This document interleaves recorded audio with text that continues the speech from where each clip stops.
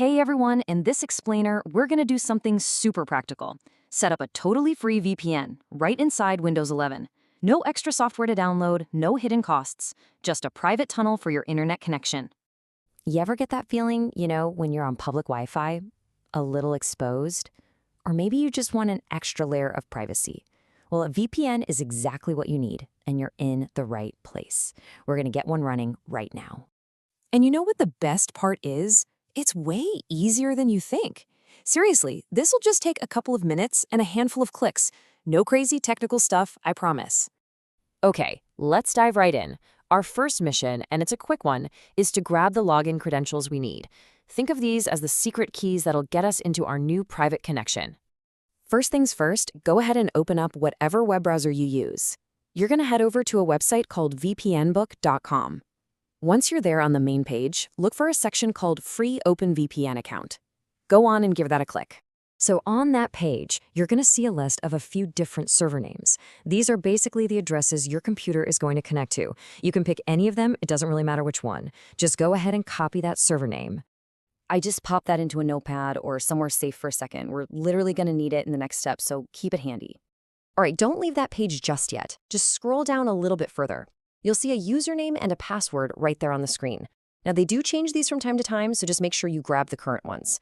Copy both of those. Perfect. Now we have all three pieces of the puzzle. Okay, we've got our secret keys. Now for the main event. It's time to actually jump into our Windows 11 settings and put this information to good use. Here we go. Click on your Start menu and then head into your settings. From there, look for Network and Internet over on the left-hand side. Click that, and then you guessed it, click on the VPN option. Easy enough.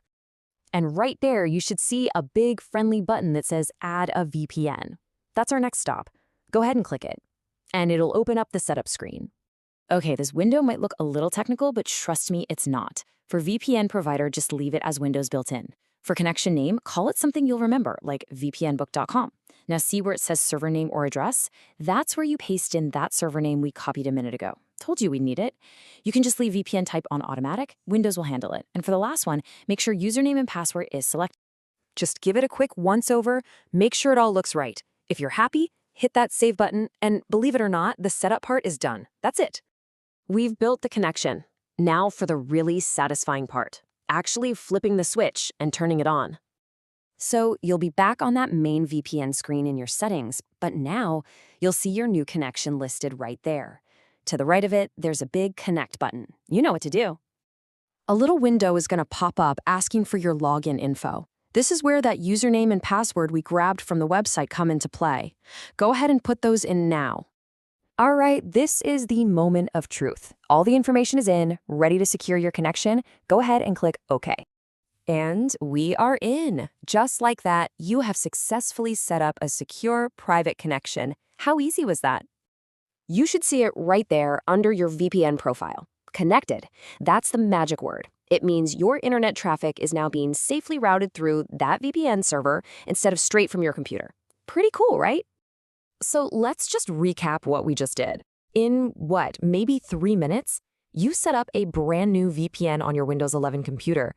Your internet connection is now way more private, and the best part, it cost you absolutely nothing.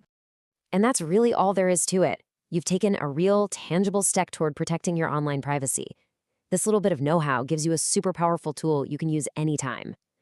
So I guess the only question left is, now that you know how to do it, what will you protect next?